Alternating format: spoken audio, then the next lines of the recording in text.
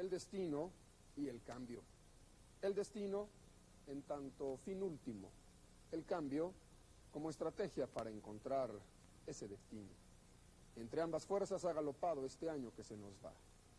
Un año en que se ha fortalecido la esperanza, entendida la esperanza como un estado de ánimo en el que se nos presenta como posible aquello que es deseable. Vivimos ya en un mundo más seguro. 1988 marca el final de una era de tensiones y amenazas entre los dos gigantes de este mundo.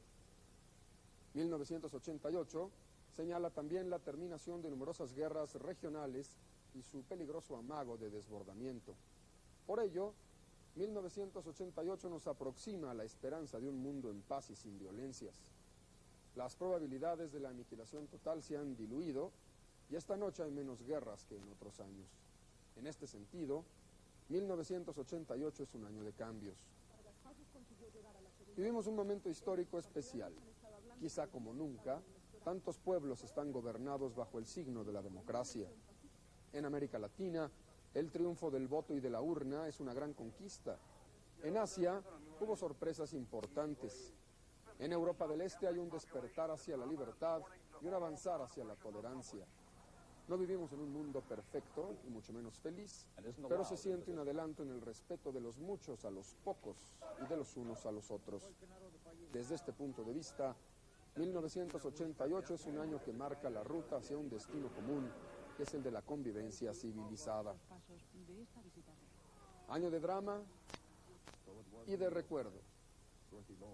Año de furias y de ocaso.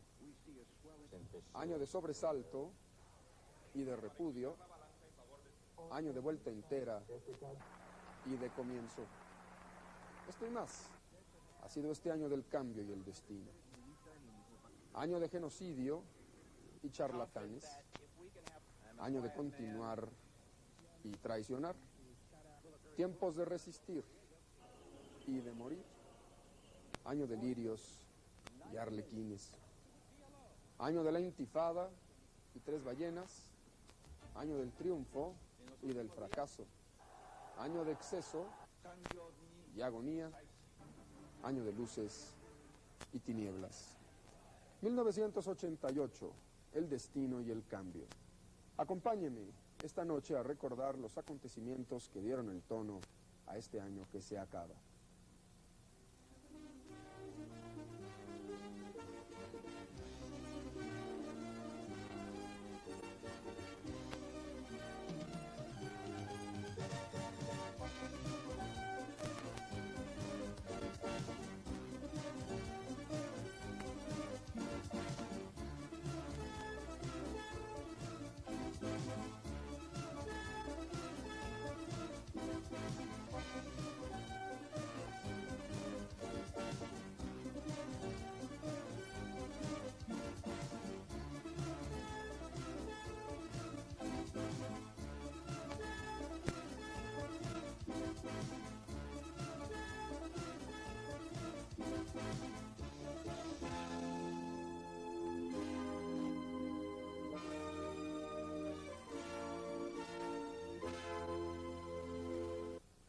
En 1988 ha estallado la paz. El hombre que alguna vez definió a la Unión Soviética como el imperio del mal, viaja a Moscú y califica a su líder como amigo. Ronald Reagan y Mikhail Gorbachev ratifican en este año los tratados que eliminan aquellos cohetes atómicos que pueden golpear entre los 500 y los 5.000 kilómetros de distancia. Son los llamados cohetes de alcance intermedio. En 3 años, en ambos lados, habrán de ser desmantelados. Un acuerdo histórico que por primera vez reduce los arsenales nucleares de las superpotencias. Poco antes, los soviéticos han decidido retirarse de Afganistán. Una guerra de 8 años, sin sentido, enormemente cruel.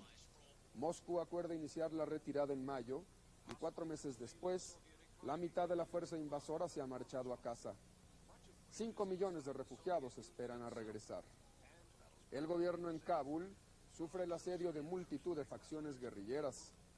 Los soviéticos se irán, pero esa guerra tiene que continuar. La firma de los acuerdos en Ginebra es testimonio de la mediación inteligente del secretario general de Naciones Unidas. Hombre adelantado y sorprendente, Mikhail Gorbachev anuncia en diciembre, en la ONU, que 500.000 de soldados soviéticos dejarán de serlo. Promete la eliminación de 10.000 tanques y 8.000 aviones. Hay estupor internacional. Los aliados reaccionan con cautela. Algunos dicen, es una trampa. Otros afirman, Gorbachev no puede sostener tal maquinaria de guerra. Y otros señalan, el hombre quiere paz. En cualquier caso, los planteamientos de Mikhail Sergeyevich Gorbachev determinan la agenda futura de las relaciones internacionales. 13 años de guerra en el sur de África están por concluir. 50.000 soldados cubanos en apoyo de Angola pelean con Sudáfrica por el territorio de Namibia. Casi una década de negociaciones llevan a un acuerdo que implica la salida de los cubanos a cambio de la independencia y neutralidad de Namibia. En abril se marcharán 3.000 cubanos y entrarán 9.000 soldados de Naciones Unidas. Esas mismas fuerzas, sin armas, que en 1988 reciben el Premio Nobel de la Paz. Otra guerra termina en este año de cambios. Más de 1 millón de muertos, cientos de miles de lisiados, 600 barcos petroleros averiados en su transitar por el Golfo Pérsico. Irán e Irak, perdedores ambos en una guerra que no rinde ni gloria ni territorios. Un accidente precipita las negociaciones. En agosto, los radares de una patrulla norteamericana confunden las señales y disparan un cohete. Hace blanco en el fuselaje de un avión comercial que transporta 290 civiles a Kuwait. El crucero Vincennes, equipado con lo mejor del arsenal electrónico de los Estados Unidos, ha equivocado el tiro, pero sacude las conciencias. Las buenas conciencias no levantaron la voz para protestar el uso de gases químicos contra los kurdos de Irak por su propio ejército. Halabja es el nombre de una aldea en Irak y es un nombre que debe ser recordado porque inaugura la era en que el gas cianuro se utilizó en forma rutinaria como una herramienta más de la guerra. 4.000 personas murieron al respirar el veneno en Halabja. Este es un asunto que se observa con alarma. La guerra en Nicaragua y las guerrillas en Centroamérica bajaron la intensidad de sus combates en este año del destino y el cambio. La contra antisandinista prácticamente se extinguió como fuerza bélica luego de que el gobierno norteamericano cerró la bodega de los rifles y los cañones. Los contras son ahora mayor problema para Honduras, que los acoge, que para Nicaragua, que los ha derrotado. Las divisiones entre los líderes que viven en Miami o en Washington no ayudan a su causa. George Bush, futuro presidente de los Estados Unidos, ha prometido apoyo, pero no armas. El gobierno sandinista perseveró y triunfó. Su desalojo mediante la violencia se antoja ya imposible. Sin embargo, la crisis económica y la inflación increíble podrían lograr lo que no alcanzaron 8 años de presión militar norteamericana, un movimiento hacia el centro. La palabra árabe intifada entró de lleno al vocabulario político de 1988. La sublevación palestina en Gaza y Cisjordania contó con la simpatía internacional, situación que capitalizó con habilidad Yasser Arafat, el jefe de la Organización para la Liberación de Palestina. En busca de su destino, proclamó la independencia de un Estado propio, luego de impedírsele la entrada a los Estados Unidos, de llevar el debate y la ONU a Ginebra. Arafat reconoce el derecho de Israel a vivir en paz y seguridad. Renuncia Arafat al terrorismo y, a cambio, obtiene para los suyos una cita con el embajador de Estados Unidos en Túnez. El contacto directo entre palestinos y norteamericanos enfurece a Israel, pero modifica profundamente el mapa diplomático del Oriente Medio. Quizás se abra una ruta para la paz en esa región. La intransigencia de Arafat fue trocada por un asiento a la mesa de las negociaciones.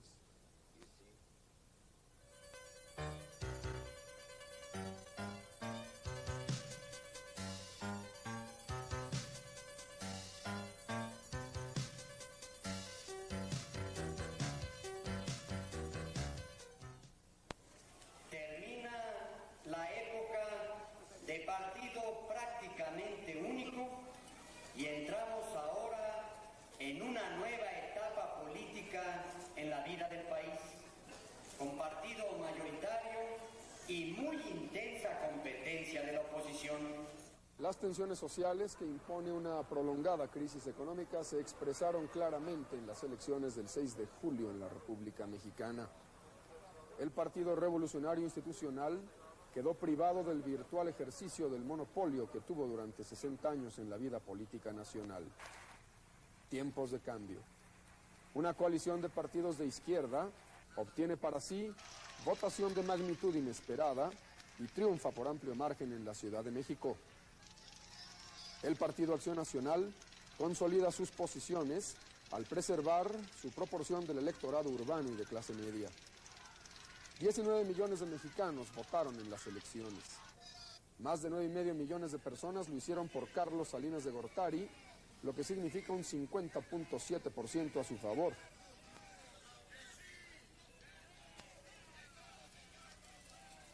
Casi 6 millones votaron por Cuauhtémoc Cárdenas, 31%. 3,208,000 mexicanos se pronunciaron por Manuel J. Cloutier, 16.8%.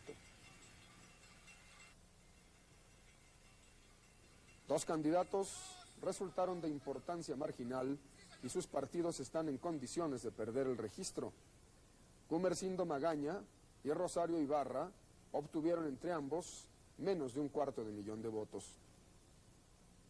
La 54ª legislatura quedó integrada por 260 diputados del PRI y 240 de las oposiciones. En el Senado, por primera vez en la historia, 4 miembros pertenecen a la oposición frente a 60 del partido de gobierno. La nueva composición de las cámaras ha dado origen a debate intenso y animado, aunque proclive al desorden y la vehemencia. Pero hay desde luego un cambio profundo en la vida política de México.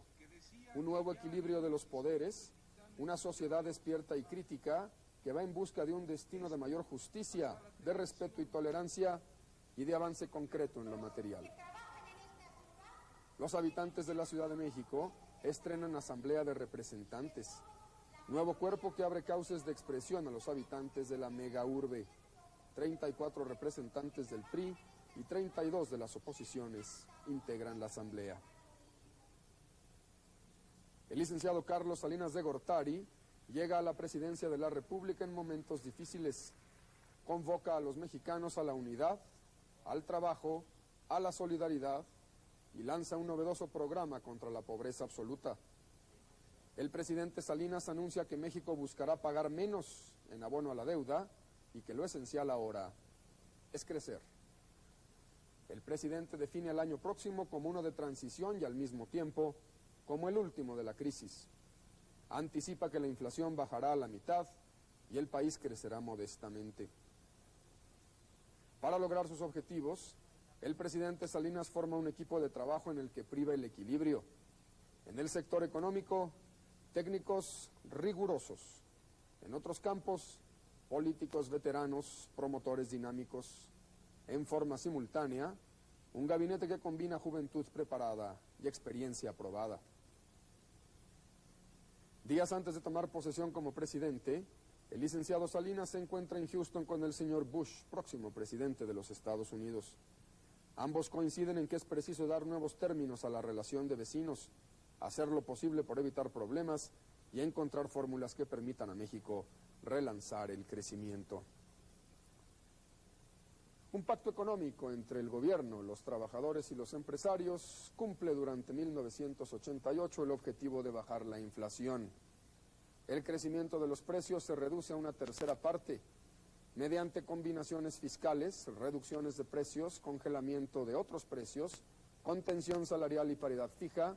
El plan de choque a la mexicana es un gran éxito para el licenciado Miguel de la Madrid.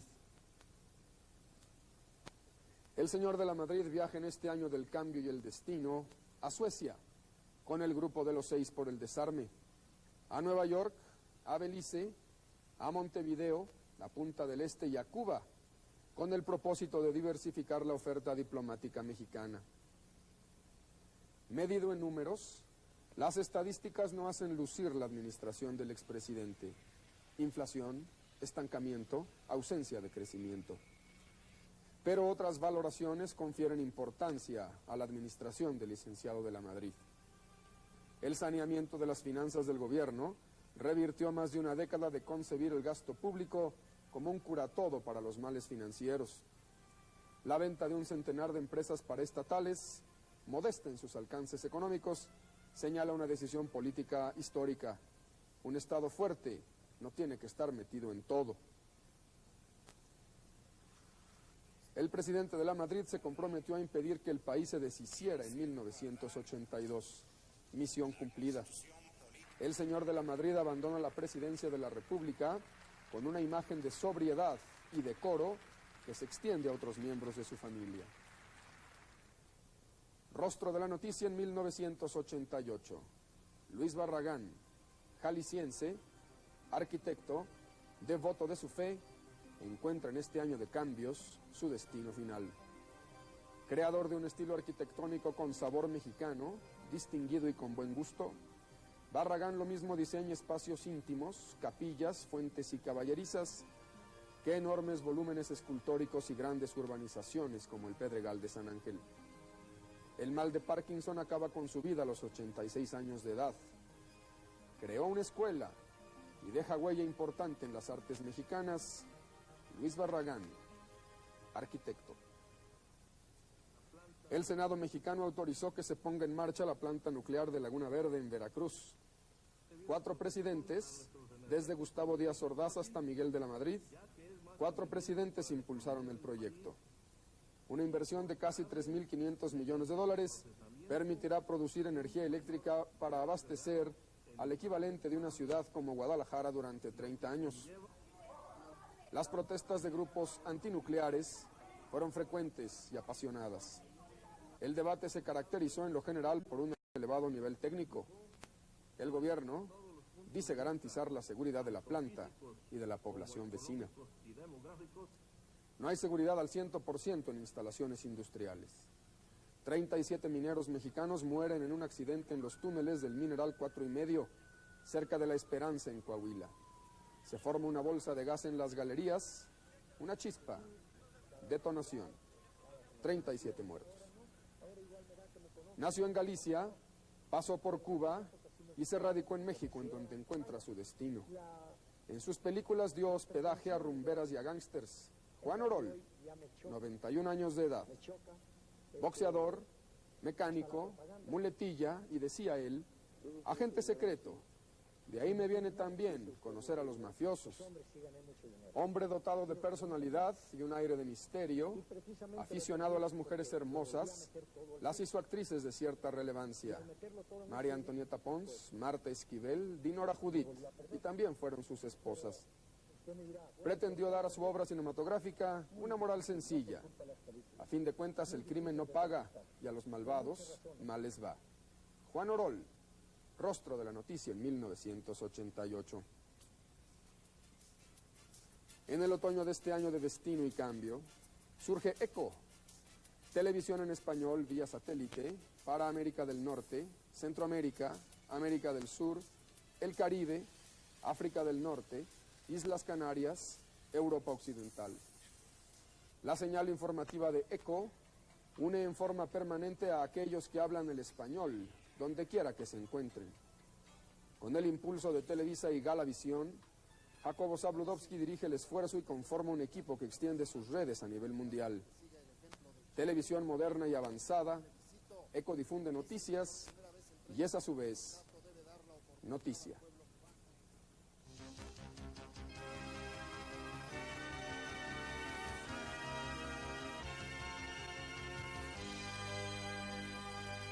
El número 1 del Kremlin es un hombre al que le apura el tiempo para imponer los cambios que le marca su destino. 1988 es el año en que se desatan todas las furias en la Unión Soviética. Mikhail Gorbachev enfrenta el separatismo de las naciones del Báltico, los enfrentamientos religiosos en Armenia y Azerbaiyán que dejan cuando menos 31 muertos, y por encima de todo Gorbachev tiene que asegurar la marcha de la perestroika, la reestructuración económica ya en su tercer año. En el verano, Gorbachev consolida su poder en forma espectacular al obtener la designación de presidente con nuevos y mayores poderes.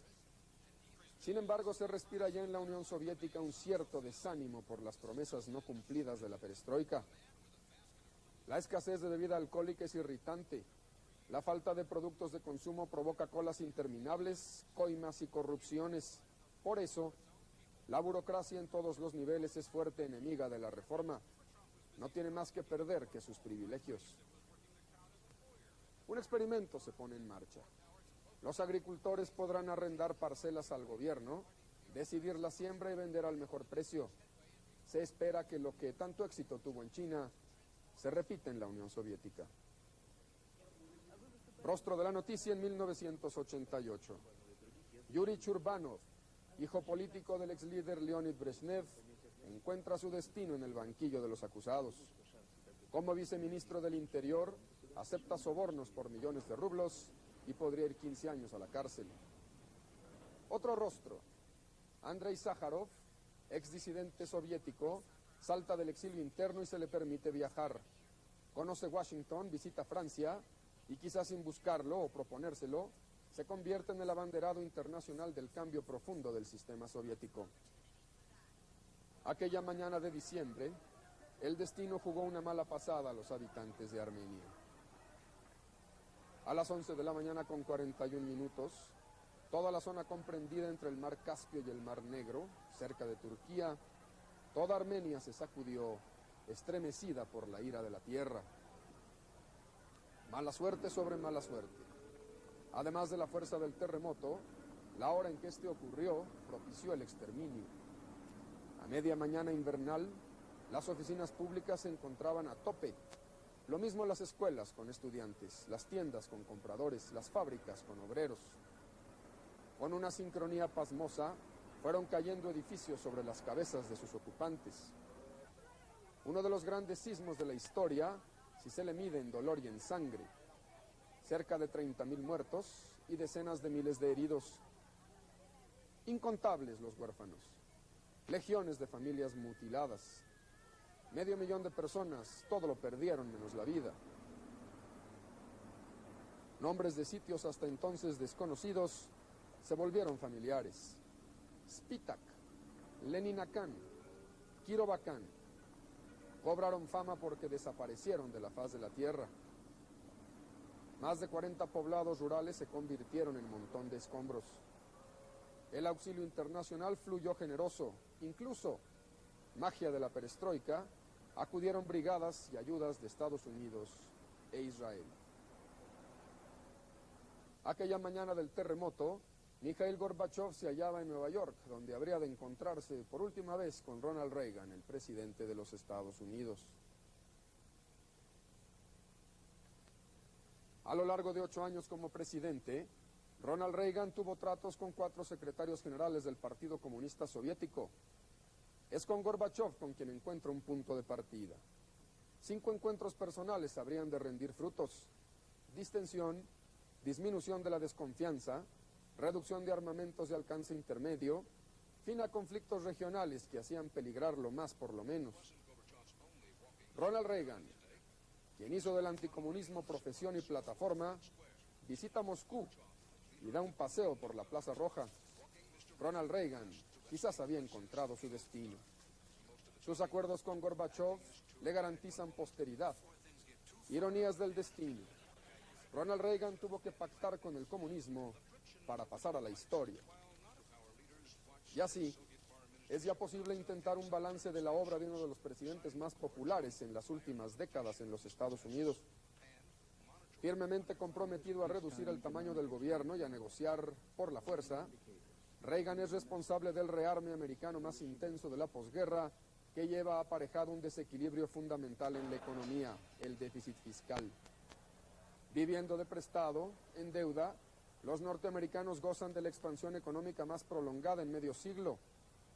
La inflación bajo control, el desempleo más corto en años, Ronald Reagan entrega una nación fuerte con el orgullo recobrado. Como presidente constituye un enigma.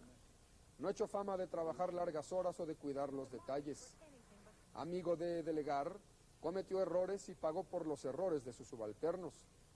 Asumió el costo político del escándalo de ventas de armas a Irán y casi a fines de su presidencia sufrió el escarnio público por las revelaciones en el sentido de que su calendario se programaba de acuerdo a las indicaciones de una astróloga de San Francisco. La administración Reagan fracasó en Centroamérica, en el Oriente Medio, y no permitió avances mayores en el problema de la deuda. Sin embargo, una encuesta reciente demuestra que los norteamericanos consideran a Reagan un gran presidente. Quizá por eso, el pueblo de los Estados Unidos votó por la continuidad encarnada en la persona del leal y discreto vicepresidente George Bush. Un yanqui de sangre azul, avecindado en Texas, George Prescott Bush barrió con su contrincante demócrata Michael Dukakis. Una de las votaciones más desiguales de la historia norteamericana, Bush obtiene 426 votos del colegio electoral frente a 112 de Dukakis. Su tarea no será fácil. Los mercados internacionales han dado a Bush y al dólar el beneficio de la duda y las cortesías de la luna de miel. Las promesas de campaña agravarán la credibilidad del futuro presidente. No más impuestos, presupuesto equilibrado en 5 años, reducción de tasas impositivas a la empresa, creación de 30 millones de empleos en 8 años, desarrollo de nuevos sistemas de misiles, reducción de tropas soviéticas en Europa. Esto último lo obtiene de Gorbachov sin siquiera pedirlo. Bush también promete ganar la guerra a las drogas. El 4 de mayo es una fecha que pocos inmigrantes de los Estados Unidos olvidarán fácilmente. Aquel día se cerró el plazo para solicitar la llamada amnistía y regularizar la calidad migratoria de millones de indocumentados. El miedo, la ignorancia, el costo del trámite, los requisitos, no permitieron que se cumplieran las expectativas de legalizar a cuando menos 2 millones de personas. La policía migratoria ha comenzado a multar a patrones que, a sabiendas de que lo son, contratan indocumentados. Solamente el tiempo dirá cuál fue el resultado de la controvertida ley de inmigración de los Estados Unidos. Por lo pronto, se puede afirmar que el flujo de trabajadores de México hacia el norte sigue siendo el mismo, si no es que es mayor. No son inmigrantes, mucho menos pobres, pero tienen serios problemas con la ley. Imelda y Ferdinando Marcos, exiliados en Hawái, fueron indiciados en Manhattan, sospechosos de robo y fraude al tesoro filipino. Los Marcos se dicen traicionados por el Departamento de Estado. Si se les halla culpables, podrían pasar 20 años en la cárcel. Al encontrar su destino, al viejo dictador se le es negada una vejez tranquila. En este año de cambios, el placer de fumar, o el vicio, según se vea, se convirtió en una actividad prohibida en la mayoría de los lugares públicos de Nueva York. Son ya 10 los estados de la Unión que tienen legislaciones agresivas contra el fumador. No se puede fumar en oficinas del gobierno, en cines, en teatros, en taxis, en autobuses o en el metro. Para fumar en Nueva York hay que salir a la calle. La guerra al tabaquismo en los Estados Unidos se reforzó con un reporte del jefe de la sanidad que comparó y equiparó a la nicotina con la heroína en cuanto a su potencia adictiva. Y aún así, los fabricantes de cigarrillos llevaron al mercado otro producto, el cigarrillo sin humo y sin ceniza. Fumar ya no será lo mismo, dicen los fabricantes. No, desde luego. El nuevo cigarrillo no tiene tabaco, sino una pequeña cápsula con nicotina vaporizada, que es igualmente nociva que la nicotina del tabaco. Los humos, el clima, la topografía, esta combinación ha convertido a la Ciudad de México en la más contaminada del mundo.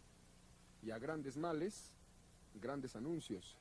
Se promete retirar de la circulación un día de la semana a 1 de cada 5 vehículos en el Valle de México. Esto es 300,000 automóviles, no se ha dicho cómo.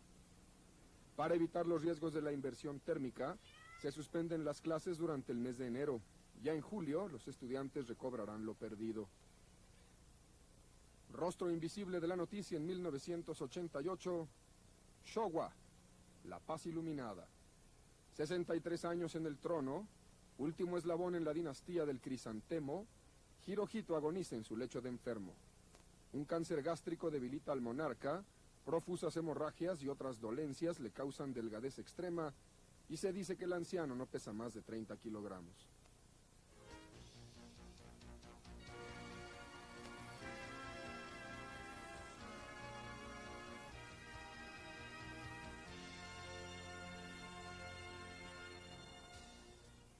Los expertos afirman que un político inteligente llama a un referéndum solamente cuando está seguro de ganarlo.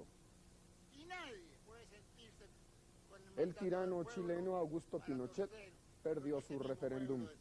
El pueblo chileno dijo, basta. 4 millones de chilenos expresaron así su repudio a 15 años de gobierno autoritario y represor. Al votar por el cambio, Chile busca el reencuentro con su destino democrático. El déspota permanecerá en el poder hasta marzo de 1990. Habrá elecciones en el otoño. Figuras emergentes de la escena política: Ricardo Lagos, Patricio Aylwin, Eduardo Frei, hijo del expresidente.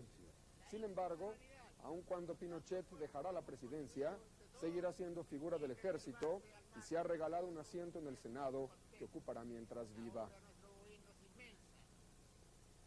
Desde París, un centenar de intelectuales, artistas, pensadores de primera fila, abre una carta al dictador cubano Fidel Castro. Le sugieren que haga un plebiscito. Pregunte a su pueblo si le quiere al frente del gobierno. A la manera chilena, se exhorta a Castro a que se someta al sí o al no, en voto secreto. Son 30 años ya de gobierno unipersonal en Cuba. El presidente Alfonsín de Argentina hizo frente a 2 sublevaciones militares. Grupos de carapintadas se amotinaron en demanda de mejores salarios e indulgencia para los altos mandos militares presos por la Guerra Sucia y la Guerra de las Malvinas. Los soldados rebeldes fueron sometidos. La democracia argentina emergió intacta del amago. En el verano se puso en marcha el Plan Primavera, un esquema económico inspirado en el programa antiinflacionario de México.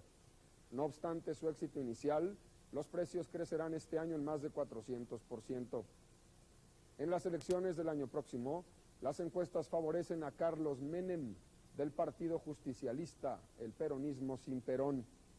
Armado de un lenguaje populista y de cierto carisma, la figura de Menem provoca desvelos en algunos sectores.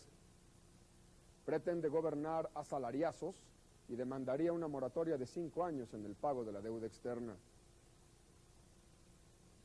El presidente Alan García del Perú encontró su destino en este año de cambios.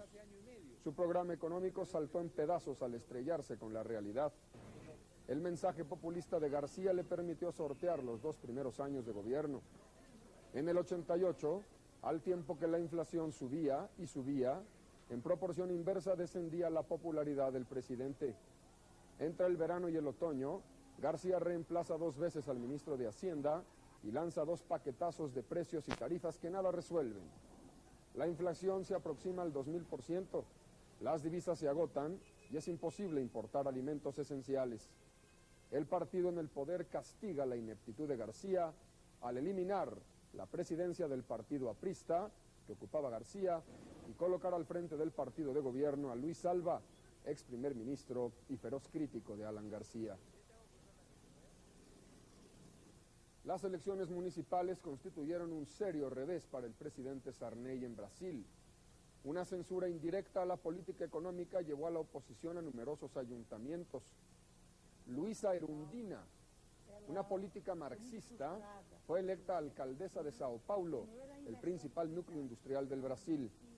El Congreso Constituyente promulga la nueva Constitución que recorta en 1 año el periodo de Sarney, establece topes al agio financiero y protege la inversión nacional.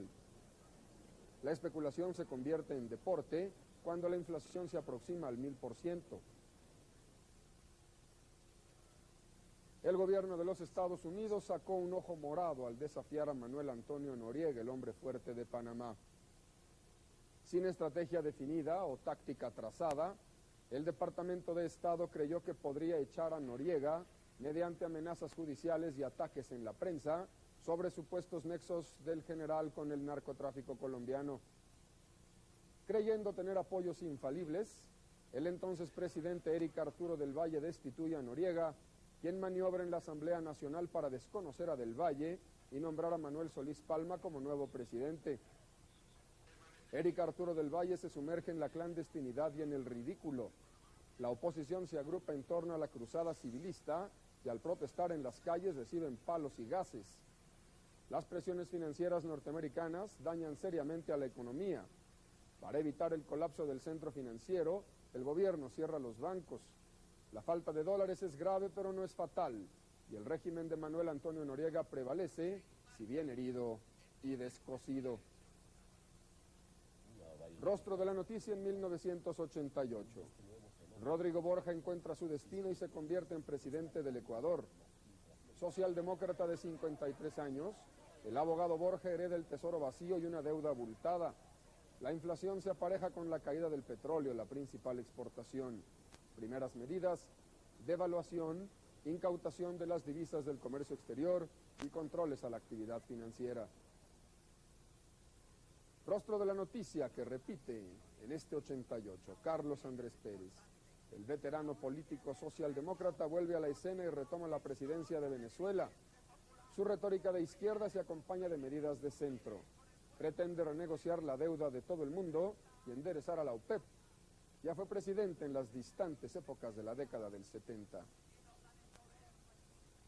1988 se caracteriza por una pronunciada apertura del Papa Juan Pablo II hacia los países de Europa comunista.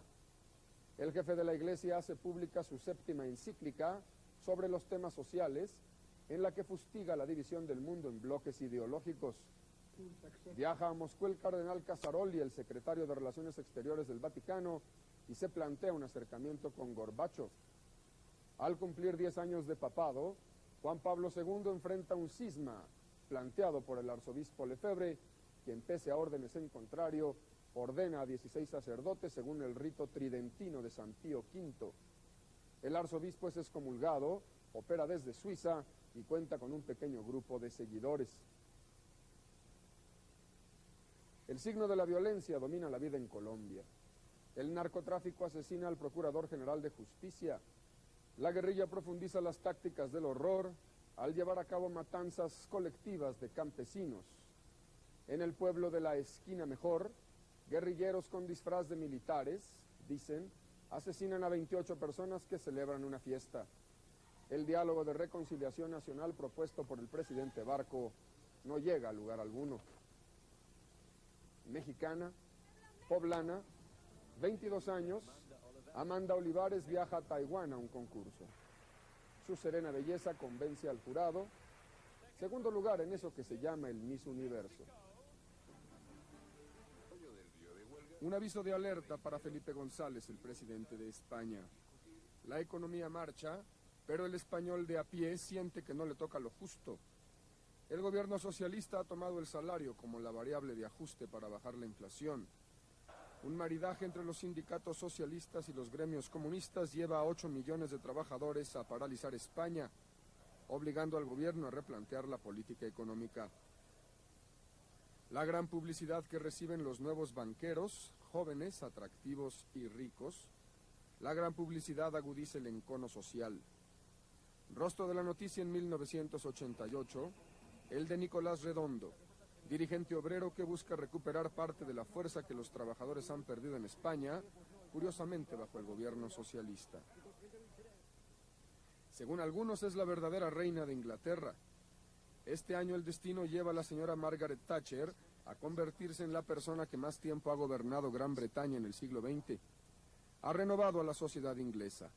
Pionera en las privatizaciones de empresa pública, se ha convertido en adjetivo thatcheriano, es decir, soltar las fuerzas individuales y de empresa, reduciendo reglamentos y burocracia. Ha vendido todo: la línea aérea, el acero, las telecomunicaciones e incluso las redes de agua potable y drenaje.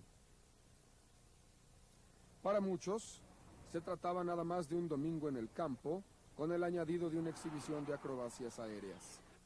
En una base norteamericana en Alemania, pilotos italianos hacen cabriolas a 500 kilómetros por hora. De pronto, 3 aviones se estrellan y uno de ellos, bola de fuego, cae sobre la tribuna. Partes del avión y gasolina ardiente se depositan sobre niños, parasoles, jóvenes, carreolas y triciclos. 3 pilotos y 50 personas pierden la vida, más de 200 niños seriamente quemados. Una bomba hace saltar en pedazos a un jumbo de la Pan American que vuela de Londres a Nueva York. 270 muertos, 15 de ellos en tierra, en Lockerbie, pequeño poblado de Escocia sobre el que se abaten partes del fuselaje y gasolina en llamas. Se ignora a quién pertenece la mano asesina, pero se descubre una nueva generación de explosivos que resiste la inspección de rayos X en los aeropuertos. Episodio, otro, de terrorismo iranio. El secuestro de un avión de Kuwait que viaja de Bangkok al Golfo Pérsico. Los terroristas exigen la libertad de cómplices y para presionar, asesinan a 2 pasajeros y arrojan los cadáveres fuera del avión y ante las cámaras. Prometieron martirio o victoria. Ni lo uno ni lo otro. El gobierno de Kuwait rechaza las demandas y luego de 16 días de ocupar el aparato, el gobierno de Argelia facilita a los terroristas la huida y los asesinos se pierden en la noche. En Argelia, cerca de 1000 personas caen abatidas a tiros por el ejército que reprime una revuelta popular que obliga al dictador Ben Yedid a prometer reformas. Inflación, estancamiento, explosión demográfica. Nada alcanza ya en Argelia, que este año enfrenta su destino. En el mercado de dulces de la Merced, en la Ciudad de México, también se venden pólvoras y fuegos artificiales. El hacinamiento, el descuido, llevan explosiones e incendios que abarcan 3 cuadras densamente pobladas. Alrededor de 60 muertos y 90 heridos. El peor accidente en la Ciudad de México, luego de los temblores del 85. En apenas 2 meses, miles de mujeres en China y en Francia ya han utilizado un medicamento denominado RU-486. Si se toma durante las primeras 6 semanas del embarazo, la gestación termina.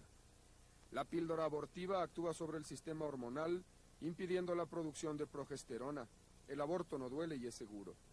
La Organización Mundial de la Salud prepara su distribución, sobre todo en el tercer mundo, donde miles de mujeres mueren cada año por complicaciones de legrados clandestinos. El programa espacial soviético consolida la delantera en 1988. Los cosmonautas regresan a Tierra luego de 350 días en el espacio, nueva marca. Los soviéticos dan a conocer un nuevo equipo, el Buran, transbordador espacial. Hace su vuelo inaugural, 3 horas, manejado desde Tierra. El programa espacial norteamericano vuelve a la vida luego de 32 meses suspendido por la explosión del Challenger. 2 misiones cumplen lo previsto. Los norteamericanos respiran aliviados. Rostro de la noticia en 1988. El atleta jamaiquino Ben Johnson encuentra su destino en los Juegos Olímpicos de Seúl, que son para Johnson sede de gloria fugaz y vergüenza honda.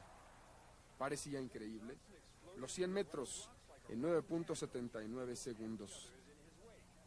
En la madrugada del día siguiente, Johnson devuelve la medalla de oro y abandona los Juegos. Johnson había hecho trampa. El consumo de drogas se convierte en el gran escándalo de los Juegos de Seúl. 10 atletas serían expulsados. Los Juegos de Verano establecen el dominio comunista del deporte. Su cosecha de medallas de oro es la marca inequívoca de la excelencia, sobre todo de rusos y alemanes. Símbolo sexual de la Olimpiada, Florence Griffith Joyner, de los Estados Unidos. 3 medallas de oro y una de plata. En los 200 metros, hace saltar en pedazos el viejo récord mundial.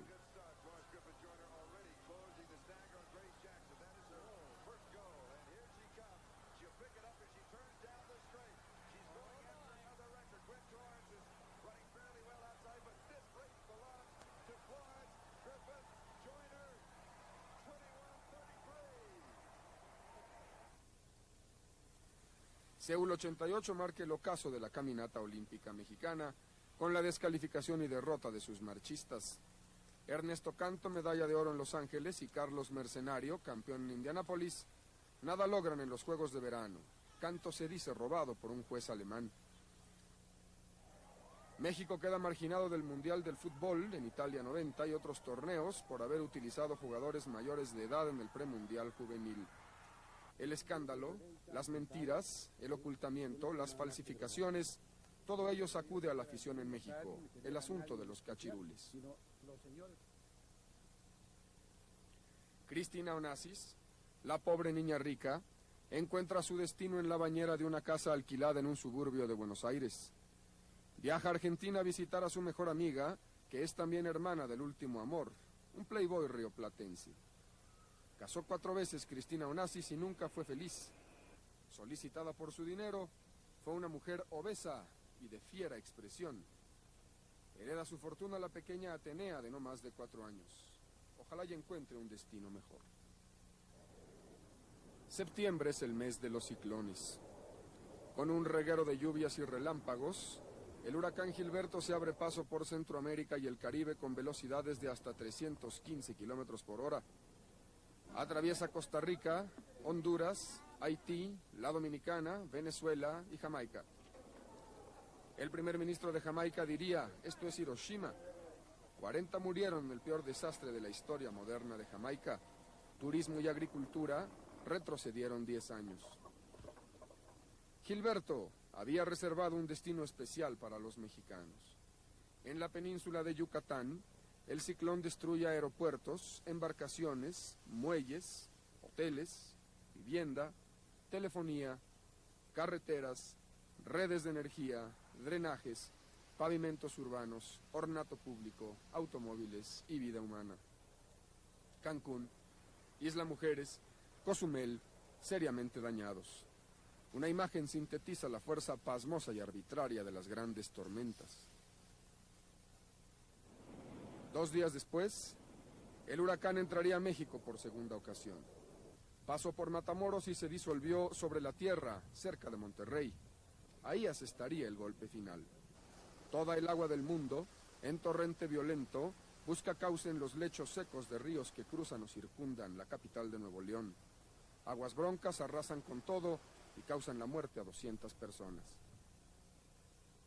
Un mes después, el huracán Juana, o Joan, cobra la vida de por lo menos 260 personas en Colombia y Nicaragua. El ciclón cortó a Nicaragua de punta a punta, destruyó 20,000 casas, arrasó con el puerto de Bluefields y dejó a 180,000 personas al aire libre. Bangladesh, el país más pobre de Asia, sufrió 2 veces la embestida del tifón.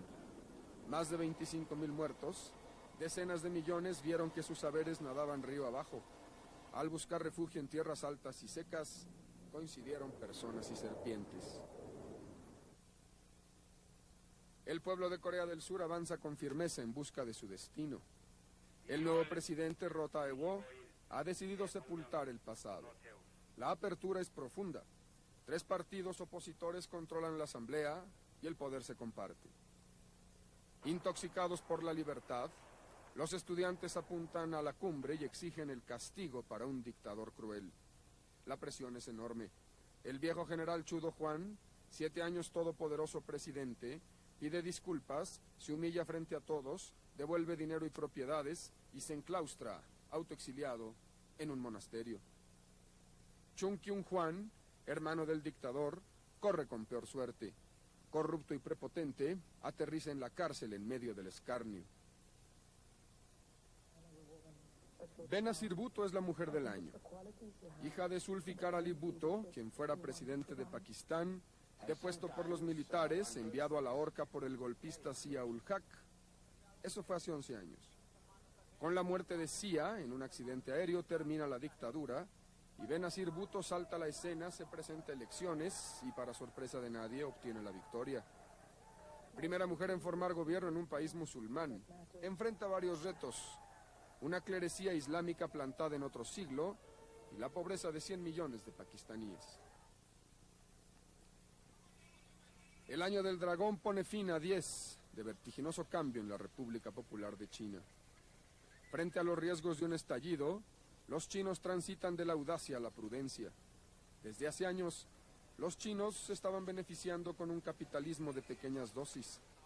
Pero este verano, la población se abalanzó con sus ahorros y sobre las tiendas, movida por un pánico sin precedentes desde el inicio de la revolución. La causa, una inflación del 40%. La crisis afecta a la popularidad del líder Deng Xiaoping. 4 años de reformas no modifican el mercado laboral. La modernización industrial supone desempleo y ya se habla de lucha de clases. Los asalariados ven como amenaza a los nuevos ricos del campo y la ciudad. 1988 apenas evitó el caos económico y la reforma política tan largamente acariciada quedó para mejor ocasión. Rostro de la noticia en 1988, el de Puyi, que hace mucho encontró su destino. El último emperador chino, en el trono a los 3 años, su vida es balsa de corcho en aguas turbulentas. Al llevar a la pantalla del cine la vida del último emperador, Bernardo Bertolucci consolida una reputación de trabajo y talento. 9 Óscares y el aplauso mundial reconocen una cinta inteligente, sobria, elegante, que rescata para el cine el difícil género de lo épico y la epopeya. El gran Rambo, héroe de 1000 batallas, el gran Rambo no puede con la guerra doméstica. Sylvester Stallone, o Rocky, se divorcia de una danesa ambiciosa. Birgit Nielsen, de 24 años, abandona a la estrella por un futbolista. La prensa del corazón compadece a Rambo y castiga a la rubia, sugiriendo que mantiene pocos escrúpulos en la búsqueda del placer. Sylvester Stallone y Birgit Nielsen, testigos del cambio en este 88 que bifurca sus destinos.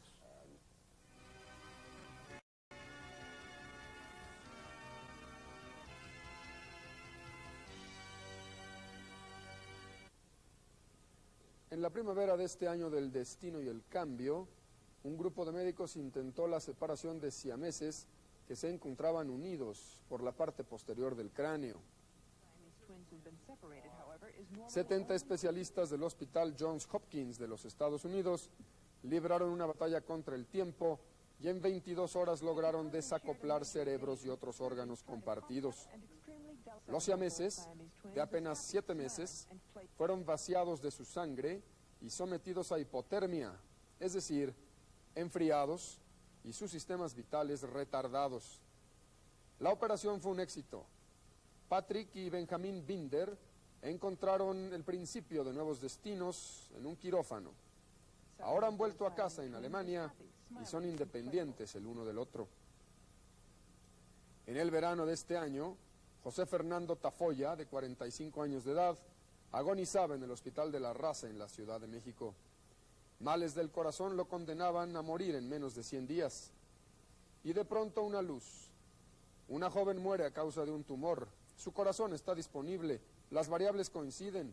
Se realiza el trasplante cardíaco, el primero en la historia de México. 2 semanas después, José Fernando Tafoya abandona el hospital y a mediados de diciembre se reintegra al trabajo y lleva una vida normal. ¿Qué depara el destino a los gemelos Binder? ¿Qué otros cambios tendrá en su vida don José Fernando Tafoya?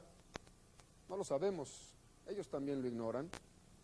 Harán frente a otros destinos porque han enfrentado grandes cambios. Así es el misterio y la maravilla de la vida. Por eso, esta noche solo podemos desearles a ellos salud y larga vida, y lo mismo a usted que nos escucha, y a todos los suyos también. Muy buenas noches y feliz año 1989. Y muchas gracias.